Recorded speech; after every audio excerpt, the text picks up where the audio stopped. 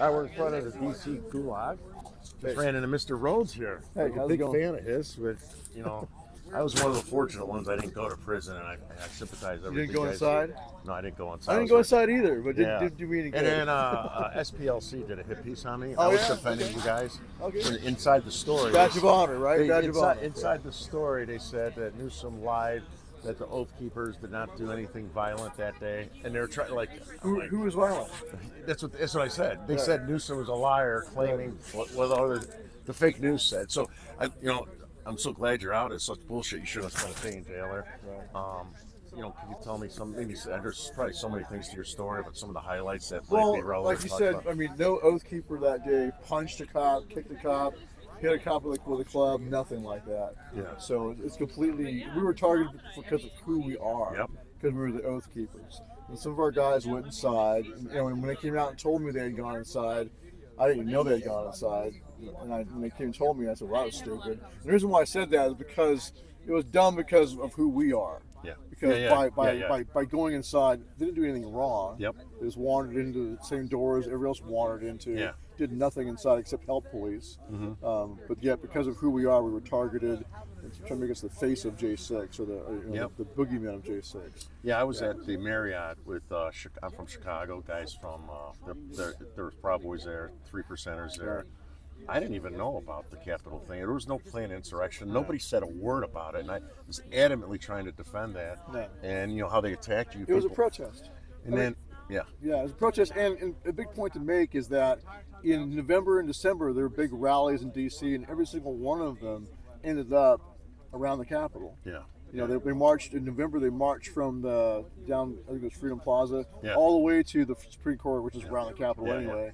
And we were all in the streets there. So, and on J6, we were planning on being at the Capitol. We had 2 permitted events on Capitol grounds that Oath Keepers was doing security for. And I believe there were 9 permitted events around Capitol grounds, which is just standard usual.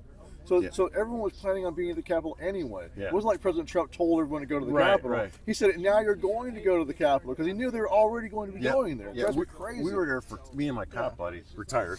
We were there for 2 reasons: to go see the Trump event and protect people from what happened in October or November and December from being beat up. Yeah. That's why we were there, and that's why we were dressed the way we were dressed. We were dressed to protect ourselves. This was my first time. I was told they're going to throw soup cans and bear spray. Yeah. Well, they do. And so I was dressed that way. It looked like I was there for something else. I was there because of those guys. That's another We're point. going to try to. Trump supporters dressed like that because for 4 years they've been attacked in the streets, including in D.C. by Antifa. Like you said, throwing soup cans, frozen water bottles, bricks, rocks, hitting people in the head with bike locks, things like that. And so, yes, that's why you wear a helmet. That's why you wear body armor. Yeah, and then there was people embedded throughout. I got pictures. I waited 2 years. I was scared to look on my phone.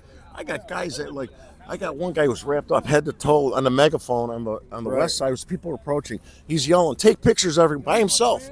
Couldn't see, his hat's down. "Take pictures, everyone! Show the world! Show the world!" Right. And I'm looking back 2 years later. I'm like, wait a minute, this guy was agitating people. Was he ever identified and prosecuted?